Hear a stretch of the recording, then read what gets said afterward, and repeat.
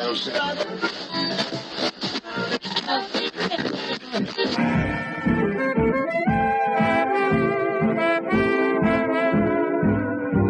is the Relic Radio Show, old-time radio entertainment still standing the test of time, from relicradio.com.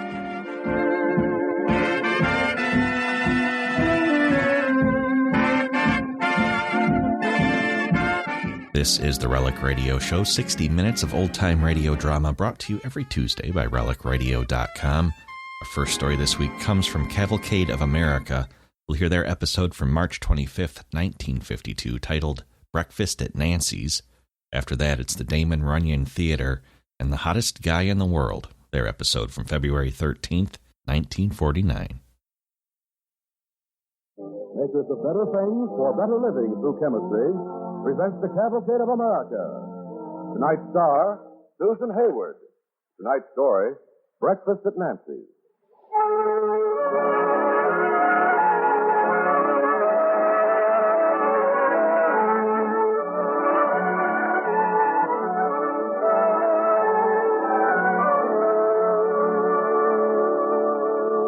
Nancy Hart was a sharp-shooting woman, prime first cousin to old Dan O'Boone. At 200 paces with a Kentucky rifle, she could plug out the eye of a possum or coon. Oh, breakfast at Nancy's, breakfast at Nancy's. Watch out for that there hoe cake, it's plumb full of lead. Look out, Mr. Tory, or you'll wind up dead.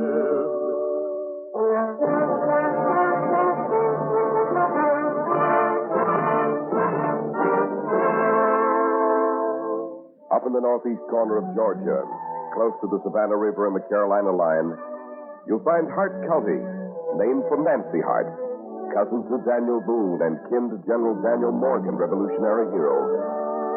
Before Hart County owned the courthouse, the Indians had named a little river for Nancy, War Woman Creek. Nancy's story is a legend in Georgia, and like most legends everywhere, her saga has been told in many, many versions. But all the tales of Nancy Hart begin, at least, like this.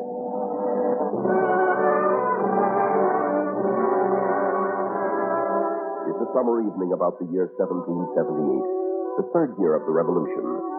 Nancy Hart, Mrs. Benjamin Hart, that is, Nancy is alone in her husband's farm cabin on the Broad River.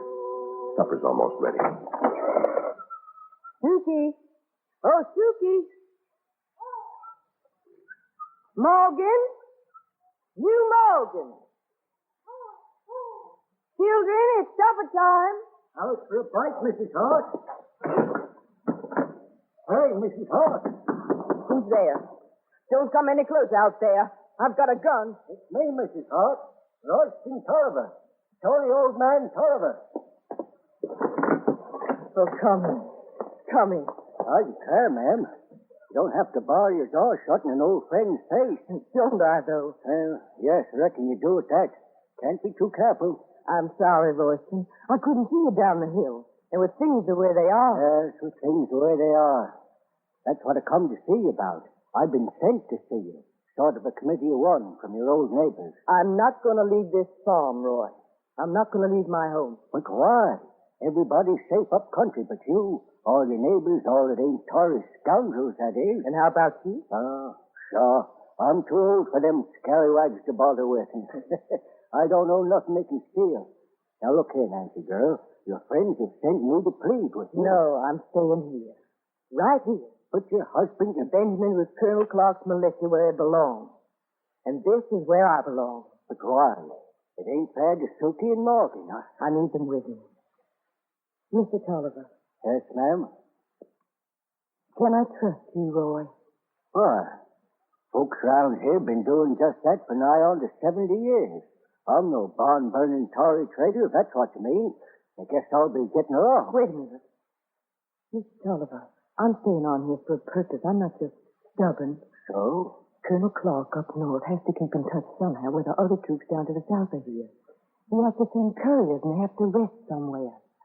But this is all Tory country now. There's nobody but Tories left. Oh, I see. I see. You hired him out, Clark's messenger. Uh-huh. You're a brave woman, Nancy. No. I just plumb hate old Tory.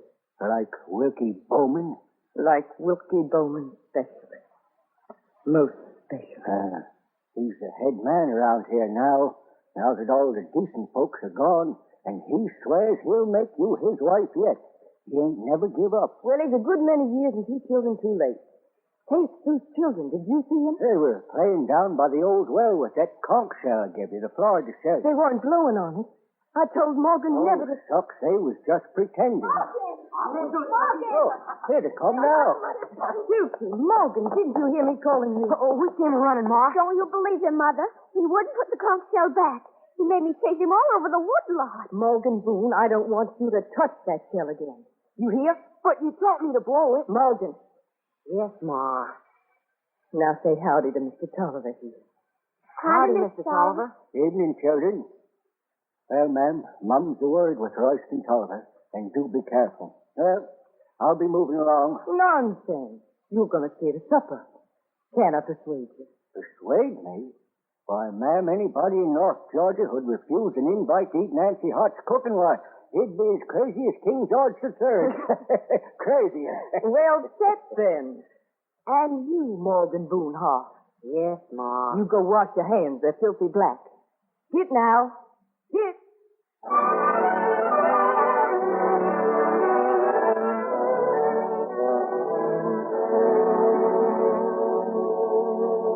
Nancy Hart had a daughter named Suki, a son named Morgan, then a passel more. She sang him to sleep singing Barbary Island, rocking in a rocker on the pine wood floor. Oh, nightfall at Nancy's, all alone by the broad river shore. All alone by the broad river shore. It's the hangman's tree, Ma. Please, Ma. Him and his old hangman. Mother, sing Lord Randall. No more now. It's bedtime.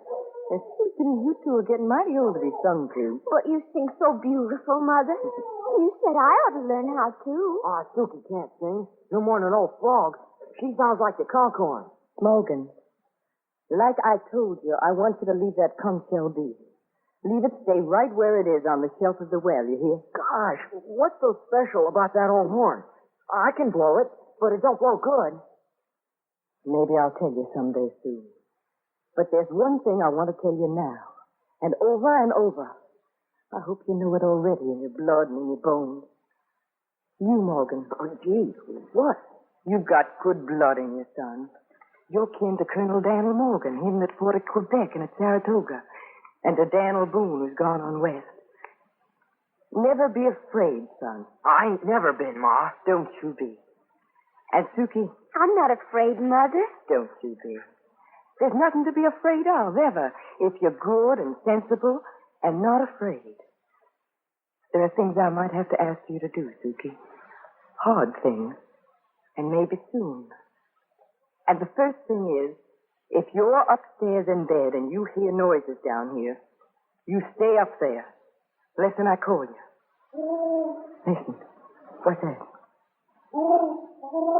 Just a hoot owl hooting. I must be sure. Up to bed with you, children. Run now. I said run. And stay there. Good night, Ma. What are you putting the lamp out for? You get to bed. And remember what I said. Oh, dear God, let it be Ben this time. Let it be Ben.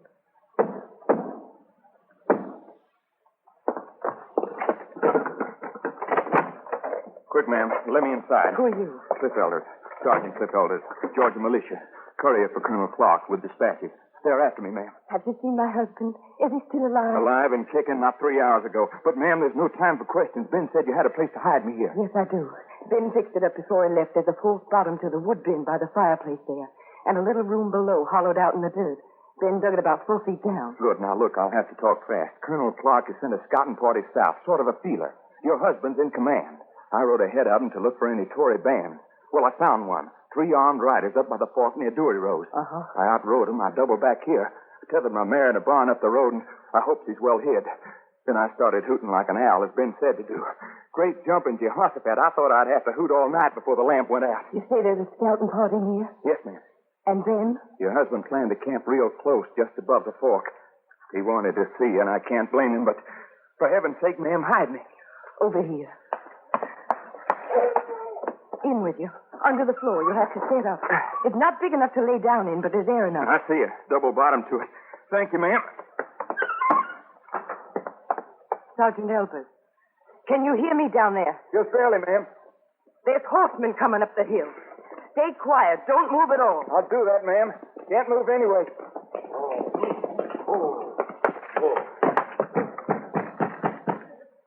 Who's there?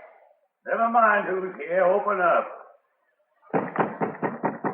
Open up and we'll blow the hinges off this door. Wilkie Bowman. And if it isn't my old sweetheart, Miss Nancy Morgan. My name is Nancy Hart. Has been for 12 years. What do you want here? Why, just a little talk, Nancy, darling, for old time's sake. About two things. Number one, your late husband, Benjamin Hart, traitor to the crown. Late husband? I had the pleasure of shooting him through the head just an hour ago. I don't believe you. Get out. Get out of here. We haven't begun our little talk, Nancy. Subject number two. A rebel trooper you're concealing in this house. Where is he? We want him. I said we want him. Come in, man. How many slinking snakes does it take to handle one lone woman? Why, Nan, there are only three of us. Ruth Benton. Cut you to the lady, Ruth. Ruth Benton.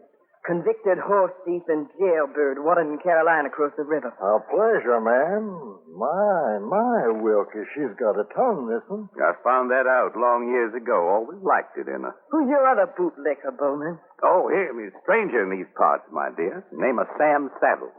Sad Sam, we call him. Make a leg, Samuel. Yeah. Well trained, isn't he?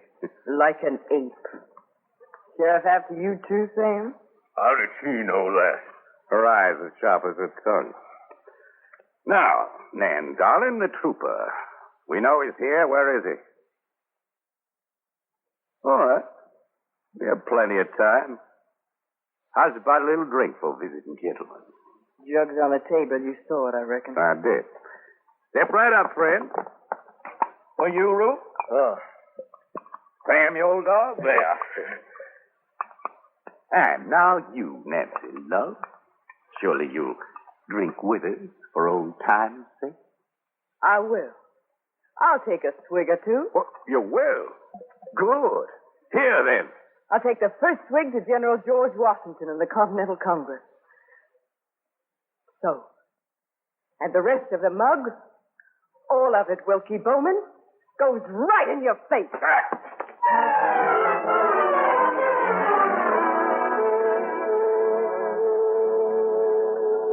Nancy Hart was a true-hearted woman. General Dan Morgan was a kissing king. She hated Tories, she hated redcoats, she hated Wilkie Bowman like she hated sin. Oh, nighttime at Nancy's, moon up at Nancy's, the trooper he's a-hiding neath the old wood-bin. The trooper he is hidden, but the Tory band is biding. Watch out there, Nancy, they won't give in.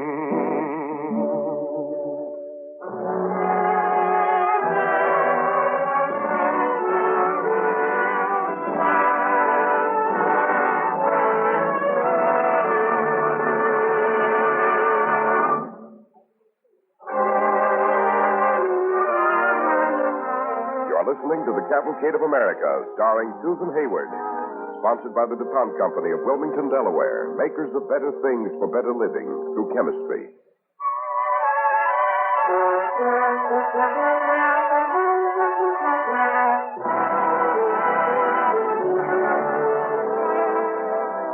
We continue the DuPont Cavalcade of America, starring Susan Hayward as Nancy Hart in Breakfast at Nancy's.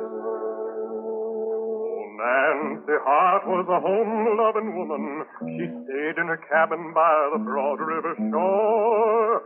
When other folks ran from the barn-burning Tory, she stuck by her guns, of which she had 4. Oh, midnight at Nancy's, moon up at Nancy's, and Wilkie Bowman's prowling through the cabin's every door, looking for the soldier through the cabin's every door. Well, you 3 lobster lovers. Well, you've looked everywhere. You've routed my children out of their beds and you've set them to crying. You've turned my house upside down and there's no trooper here. What now? We saw him right in here, almost to your door. He's here. Sooner or later, he'll pop out of somewhere. We'll stay the night, dear Nancy, for old time's sake. Once you came a courting, and now you come a killing. I don't want you either way. You haven't lost your looks, Nan, nor your vile temper. Nevertheless, we'll accept the hospitality of the widow Hart for the night. Look here, Mr. Bowman, I got an idea. You, Sam? What is it? The wood bin there. We ain't never looked in the wood box. Too obvious. Obvious? Better try it, Bowman. Very well. I'll look. I thought so. Nothing. Not even any wood. I'm sorry, Mr. Bowman. Nancy here's smarter than a whip. I found that out long ago. You'll find it out again. And now I'm going up to my children, and I'm going to stay with them. I got a good strong billet of wood up there, Wilkie Bowman, and the stairway's narrow. And if I hear one footstep creak on that stair, whoever that foot belongs to, he's going to get himself a busted head. My dear Nancy, you may be sure I shall respect your matronly sensibility. And so shall these gentlemen. You and your gentlemen can sleep on the floor like the pigs you are. I'll have to clean up tomorrow anyway. Good night. Oh, there's another jug in the cupboard. Drink up.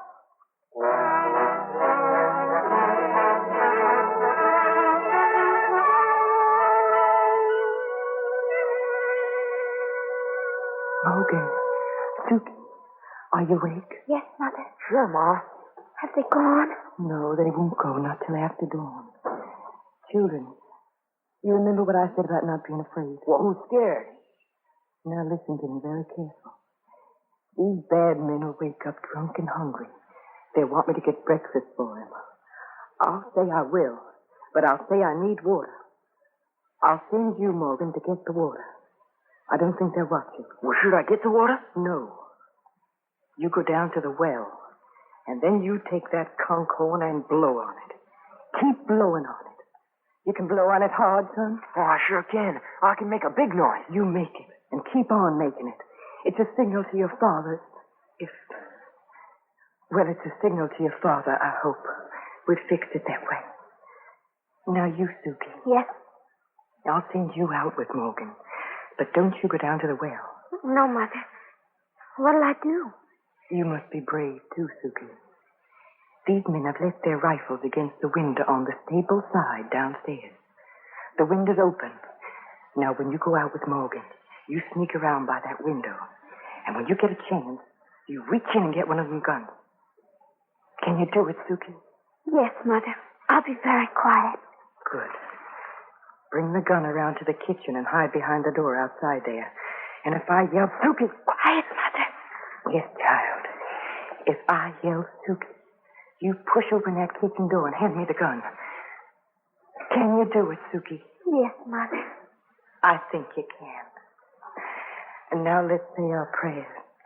We need help, and we need it bad. All right, now quiet like. Our Father, which art in heaven, hallowed be thy name. Our Father, which art in heaven, hallowed be thy name. Thy kingdom come, thy will be done. Thy kingdom come, thy will be done, on earth as it is in heaven.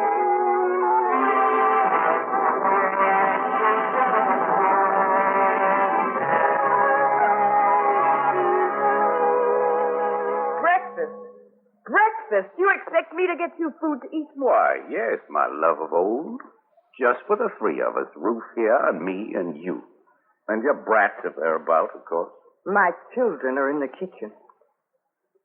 What happened to that ugly monster? Oh, Sam Saddle?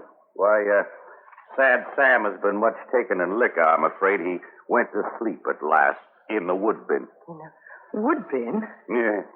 He had it on his mind. Let him rest in peace, but let us eat. I'm told you're a fine cook these days. I am. Well, good. I'm hungry. Breakfast, widow heart, breakfast. I'll need water.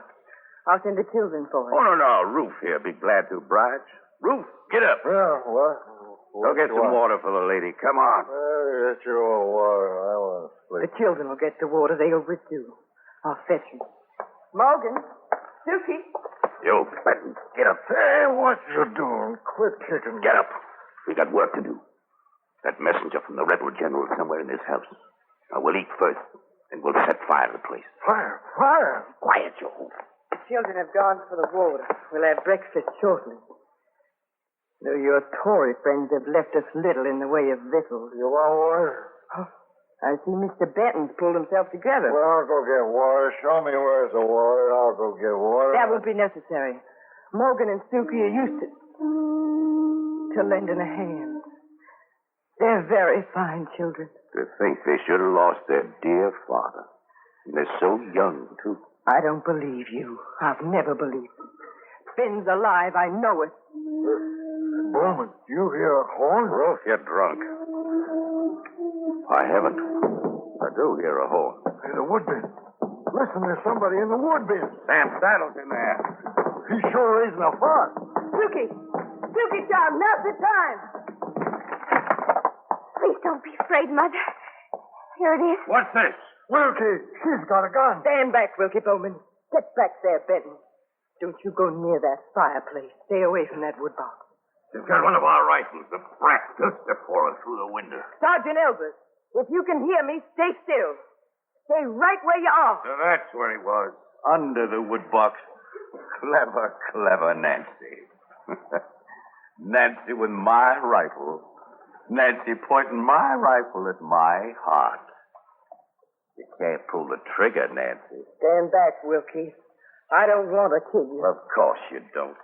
You love me, Nancy Morgan. Stand back. You've always loved me. When both of us were young, you loved me.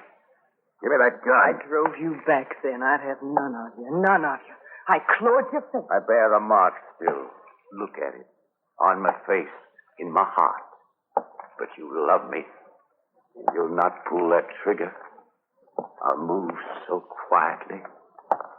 You can't pull the trigger, Nancy. You can't. No, you can't.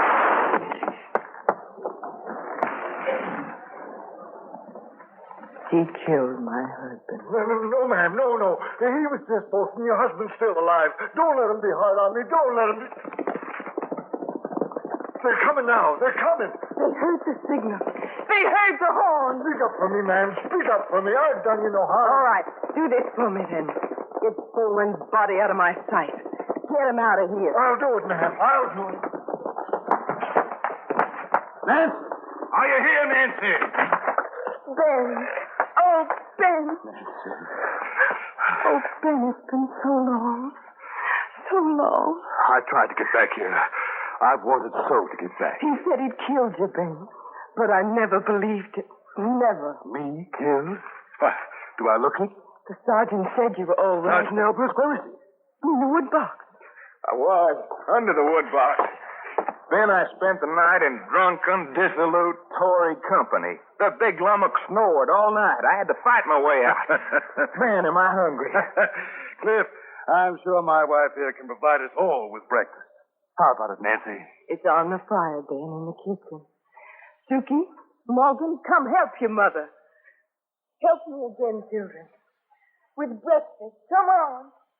Oh, Nancy Hart was a four-square woman down here in Georgia, we honor her name. Kin to Boone and kin to Morgan, she honors Georgia with her everlasting fame.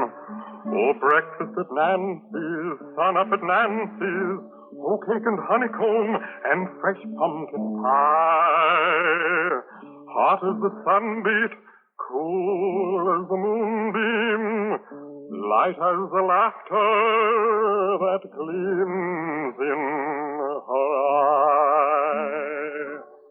So here's to Nancy Hart.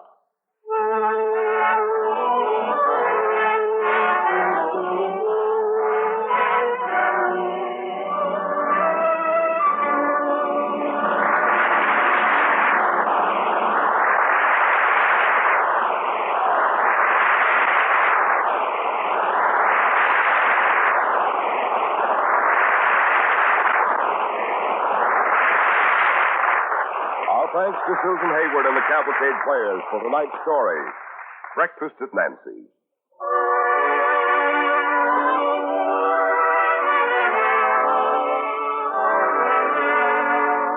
Next week, the DuPont Cavalcade will present The Devil's Staircase, the exciting story of the weird mystery buried deep within the Louisiana swamplands. Our star, Ray Milland. Be sure to listen. Tonight's DuPont Cavalcade, Breakfast at Nancy's, was written by George H. Faulkner and based on material from the book The Savannah by Thomas L. Stokes, a volume in the Rivers of America series published by Reinhardt and Company. The music for Cavalcade was composed by Arden Cornwell, conducted by Donald Voorhees. The program was directed by John Zoller. Featured in the cast with Susan Hayward as Nancy, you heard Stotts Cotsworth as Bowman and Gordon Dilworth as the folk singer. Miss Hayward is currently starring in the 20th Century Fox production, With a Song in My Heart. This is Cy Harris speaking. Ladies and gentlemen, at a time when disaster strikes the country, as it so recently did in the southern states, the Red Cross works day and night to help those in need. Do your part by giving to the Red Cross Fund.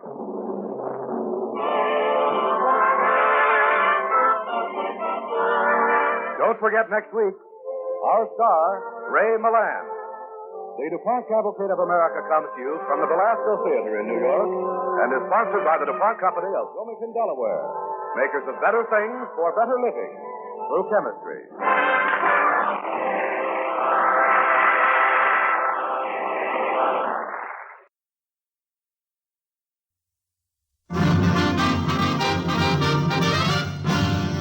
The Damon Runyon Theatre.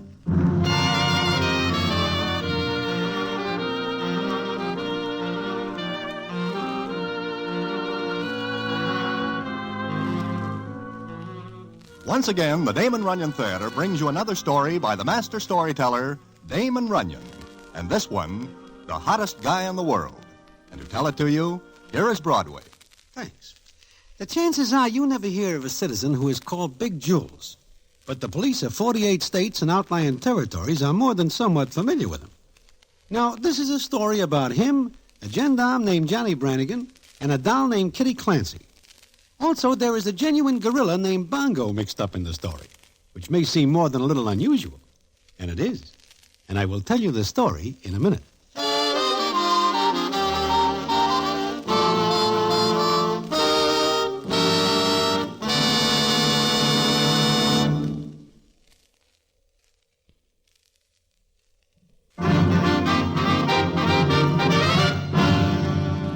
And now, back to the Damon Runyon Theatre and the famous story, The Hottest Guy in the World.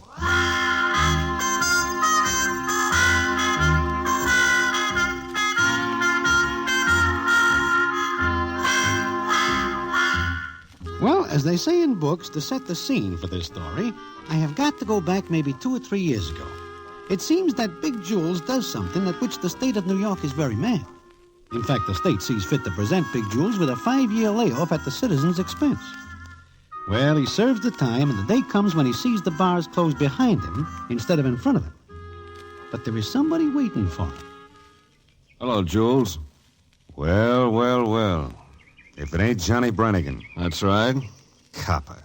Uh-huh. Copper. I figure by now you ought to be a general, Brannigan. I'll take my time. You like it in there? Fine. Just fine. Smells different out here. Uh-huh. What's on your mind, Brannigan? You. Get it off. What are you going to do? When? No. Hold it a minute, Brannigan. You ain't changed much. Neither of you. That's right. Maybe you should. I like me the way I am. I don't. Ask you to? Look, Jules, because we were kids together, Skip it, Brannigan. I didn't finish. I know. I know the speech. I'll finish it for you.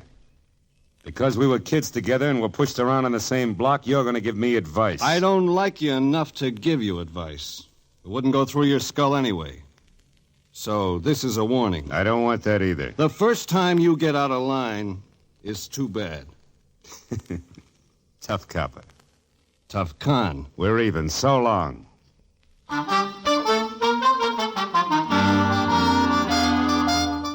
As you are able to see, there is little love lost between Johnny and Jules. Now, as soon as Jules hits the big town, he makes a few calls.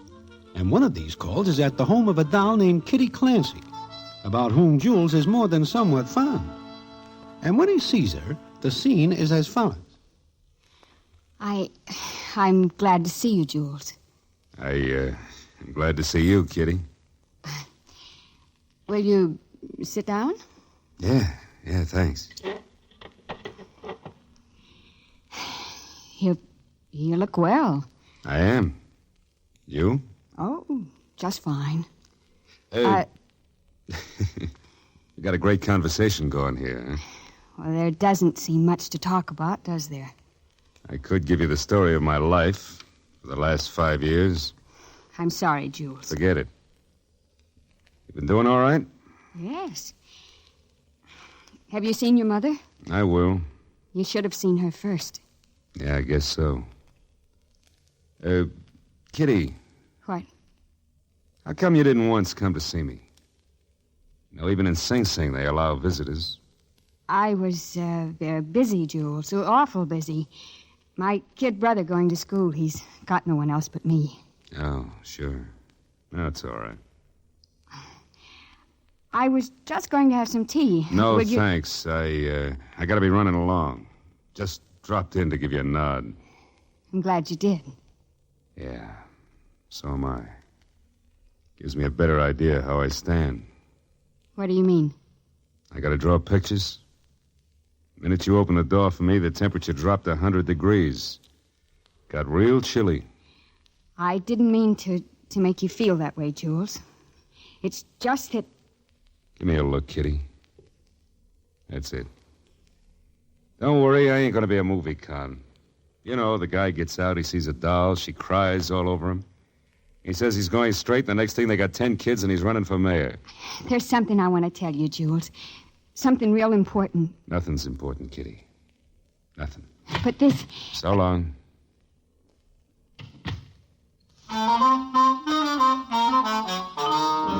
So Jules walks away from Miss Kitty Clancy.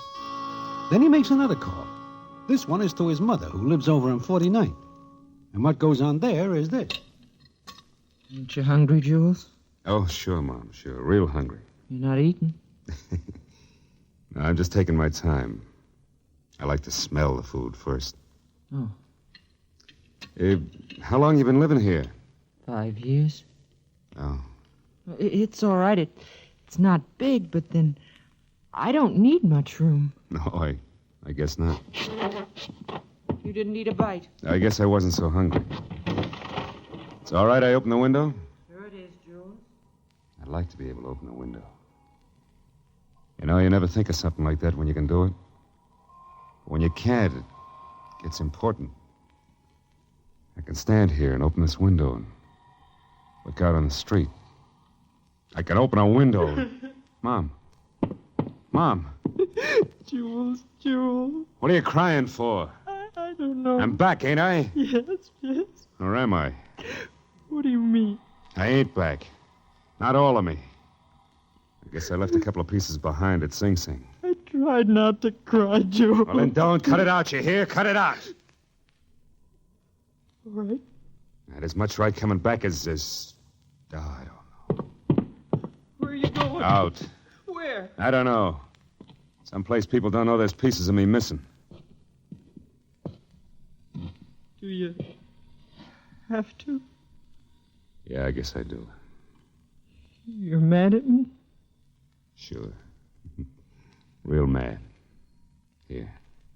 Take this. You need that. No. Look, you got insurance money, ain't you? Yes, why? I just wanted to know you'll be okay. So long.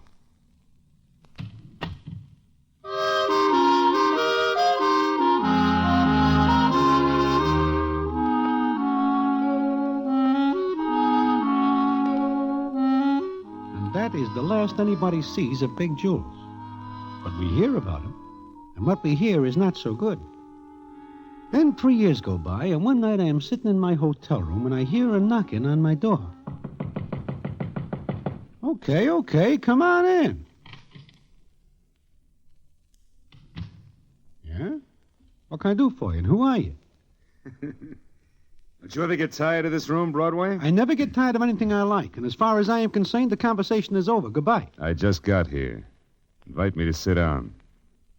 I know that voice. You also know the guy that goes with it. Don't let the dark glasses fool you, Broadway. Jules. Holy mackerel, it's Big Jules. How are you, Broadway? 5 minutes ago, fine. Now very sick. Don't worry. Nobody saw me come up here. Nobody even saw me get into town. Jules, you are the hottest guy in the world. Famous. Famous like anything. Do you know that any gendarme in town would give his right arm to put a collar on you? Sure. But you walk in broad daylight like you expect a welcome from the mayor. Always do the unexpected, Broadway. You do? Jules, what if anybody... Nobody did. Take it easy. I hear lots of things about you, Jules. Sure. I'm the only guy in the world can be 5 places at once, according to the coppers. How long are you planning to stay? In your room or in town? First in my room, then in town. Not long, either way. How's Johnny Brannigan? Fine. But, of course, I do not make a habit of being in company with gendarmes. That's right. Stay clean. Mind if I take off my coat? That means you are going to stay? Just a couple of minutes. I hear my mother's sick. Yeah, I hear it, too. I'd like to see her. You cannot. Why not? Well, Jules, there are a million citizens in this town who would jump at the chance to put the finger on you, just to get in good with the gendarmes. I know. That's why I came to you, Broadway. You're the only guy along the stem a guy can trust. Thanks. It's nothing. But if the gendarmes ask me questions... I know. You'd have to tell them I was here. What if they don't ask? You put me on the spot, Jules. Sure. Tell you what. I'll stay here a little bit and talk. And give me an hour and you can phone Brannigan that you saw me. You gotta stay clean. What would you like to talk about? Oh, this and that. I see you are carrying what looks like 2 pistolas. So? If you are picked up carrying them rods, there is a thing called the Sullivan Law, which is very strict. So I won't get picked up. And one guy Johnny Brannigan would like to see. Maybe I'd like to see Johnny Brannigan. You have it in for him? Never mind. Let you and me talk, huh? And Broadway. Relax.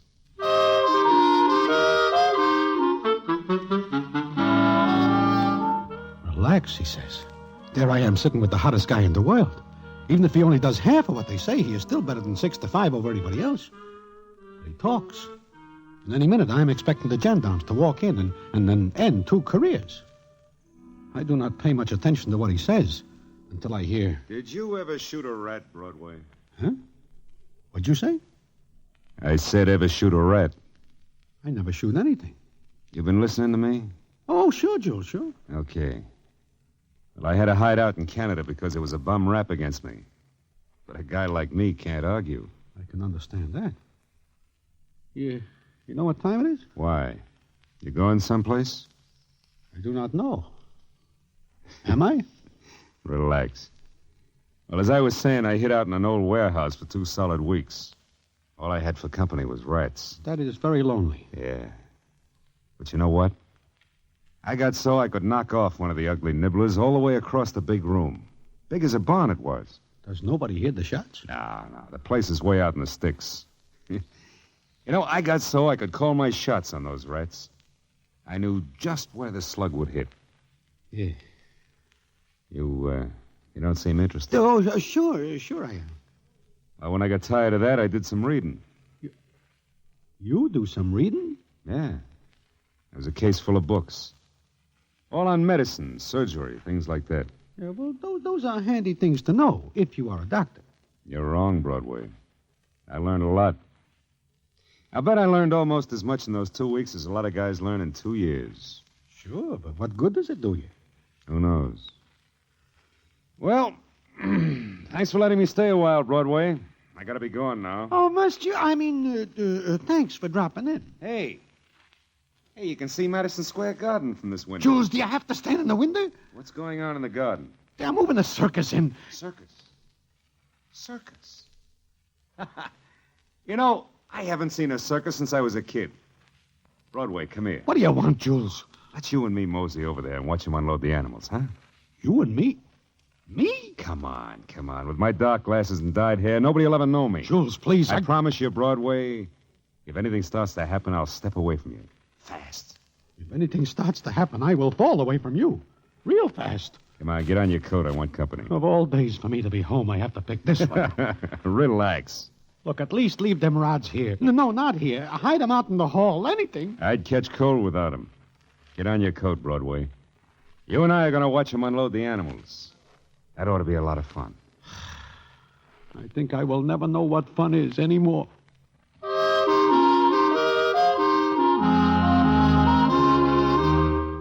Well, I go with Big Jules. Not because I want to, but because I do not wish to seem impolite and offend a guy of his temperament. However, before the afternoon is over, I am glad I go along, because I see something I almost do not believe, even though I do see it. And what it is, I will tell you in a minute.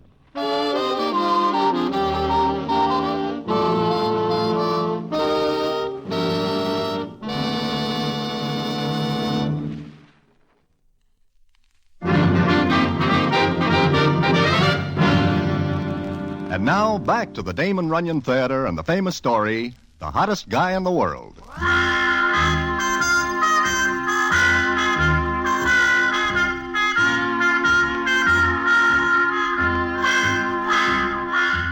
Well, like I say, there is no other way but that I go with Big Jules, which is a little like holding hands with a guy in the electric chair. But Big Jules does not seem worried, because as he says when we are walking up the street... See? What'd I tell you, Broadway? Lots of coppers around, but not one takes a second look at me. I am very glad of this. It's good to be back. But you are not planning to make a real long stay of it. No. Just to see my mother, then... Then what, Jules? Then? Who knows? Guy like me doesn't call the shots for himself. Jules, I want you to tell me something. Yeah? What? When I last see you 3 years ago, you are different. Or maybe you are different now. How? I do not know. Maybe it is the way you talk. Me and my education, huh? I did a lot of reading, Broadway. Oh, yeah, you told me. Those medical books. Those just got me started. Besides, the library's no place a copper would ever think of looking for Big Jules. And speaking of coppers, I want to try something. Huh? What? See that blue coat over there? Oh, yeah. Here, let us make a slight detour. No. Come on. Jules, what are you going to do? Watch. Excuse me, officer. Yes, sir. Is that Madison Square Garden up ahead? That it is, sir. Thank you, officer. Not at all, sir. You're welcome. Oh, I have got to sit down. Maybe even lay down. You feel better? Nobody recognizes me. Yeah, but what about Johnny Brannigan? You think you can fool him? Maybe I can. Maybe I can't. That is something I've got to wait to see.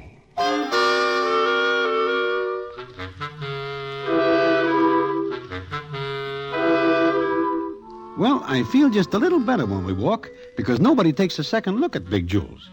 But I am still worried, because under Jules's coat are them 245s, and his hand is never far from where he can make a quick grab in case he has to. And if I know Big Jules, he will grab first and ask later. Then we get in front of Madison Square Garden, where they are unloading the circus. A circus? Maybe I'll stay around long enough to see a performance. You are taking too many chances, Jules. I always did. Look, animals. Yeah. I do not like to see anything caged up. Don't be a sap, Broadway.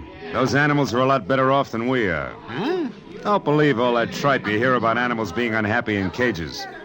What do they got to lose? They get fed, they keep warm. But they are not free. That's a mistake, Broadway. That tiger, for instance. Think he'd be free in the jungle? Every minute he'd be fighting for food. Now, you and me, Broadway, we're in the jungle. Especially me. Well, I will think that over. Hey, look at the big monk. A gorilla. That is quite a large-sized monk. Think he'd hurt you if he got out of that cage? I would not like to argue the point with him. Well, he wouldn't. Gorillas are naturally gentle animals. Vegetarians. But they've got enormous strength. And they're smart. He would not like Mindy's. Name's Bongo. Come on, Broadway, let's walk out. How far? And where to? I'll leave you at the corner. Come on. Well, it is nice seeing you again, Jules. Yeah. Thanks for talking to me. The only guy I can trust in this jungle. Hey, what is that? Wait. Something is happening back there at the guard. Broadway, look. Jules, do you see what I see? Bongo, the gorilla, out of his cage, loose.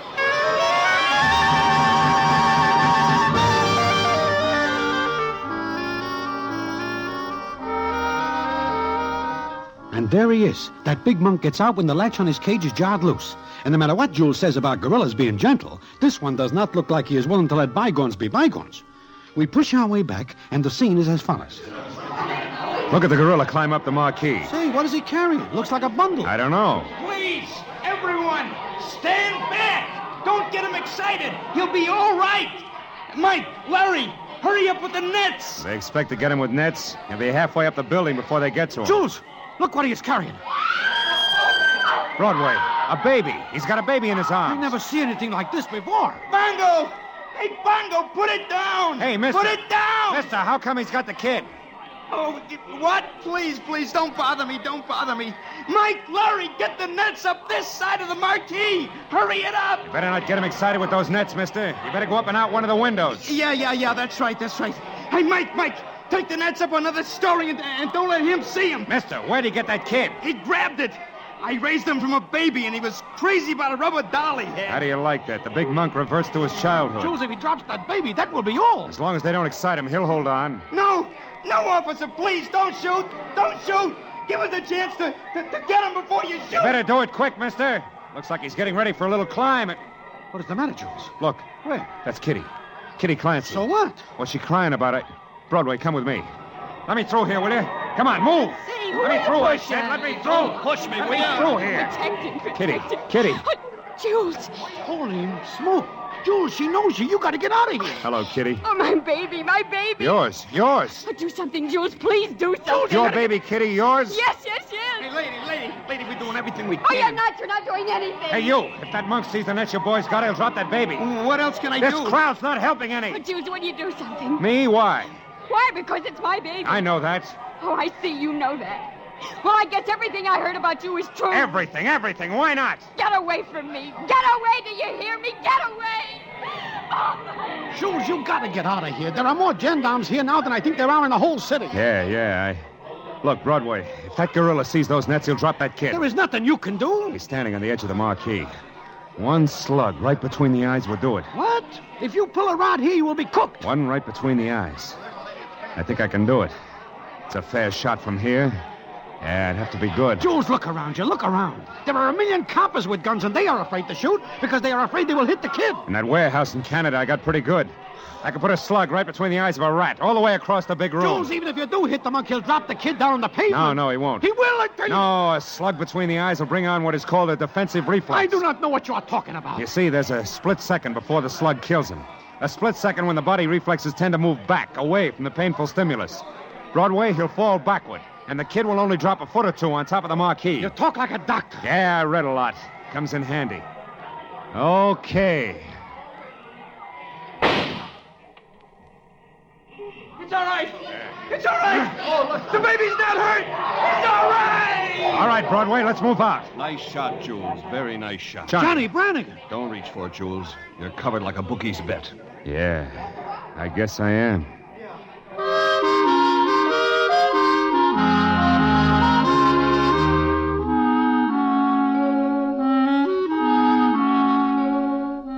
So it looks like the end for Big Jules, a guy who could do a fate if he does not stop to save Kitty's baby.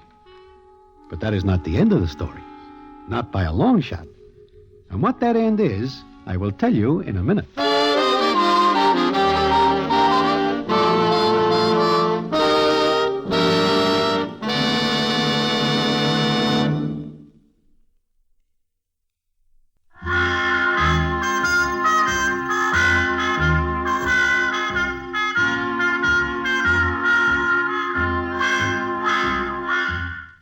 So that is what happens.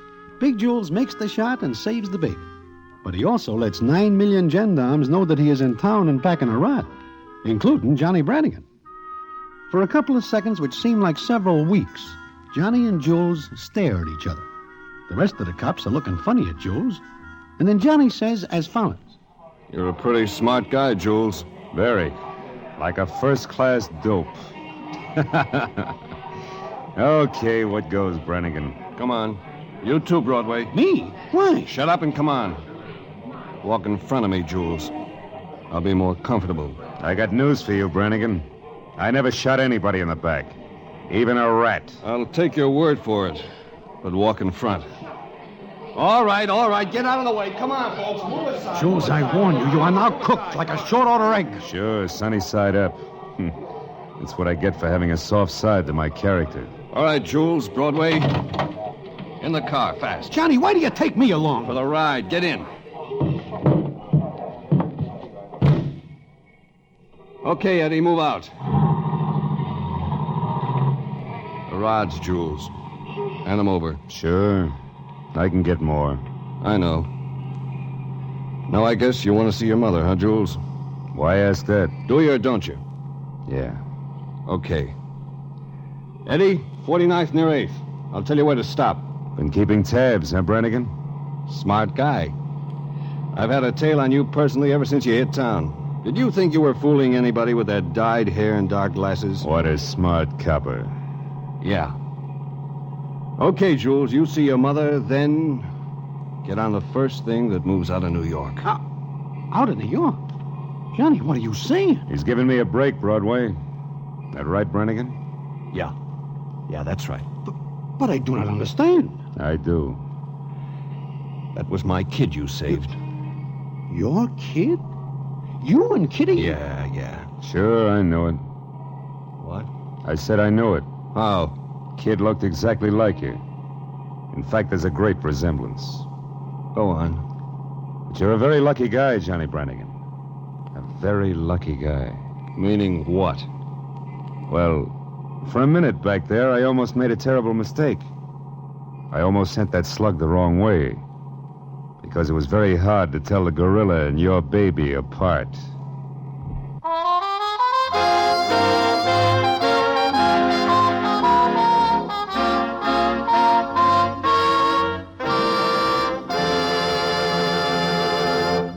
And so ends the famous story, The Hottest Guy in the World. Listen in again next week for the Damon Runyon Theatre.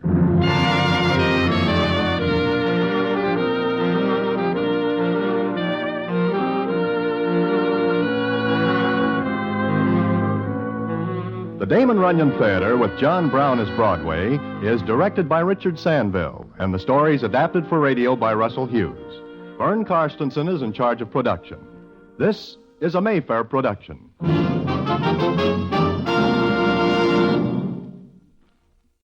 That's it for the Relic Radio Show for this week. If you want to find more from Cavalcade of America, the Damon Runyon Theatre, past episodes of this show, all the other podcasts, thousands of other old-time radio shows, and our Shoutcast stream, just visit the website, relicradio.com. Visit donate.relicradio.com if you'd like to help support this and all of the shows. Or give that link a click while you're on the website. Your support makes all of this possible. My thanks, as always, to those who have helped out, and thanks for joining me today. I'll be back next Tuesday with another hour of the Relic Radio Show.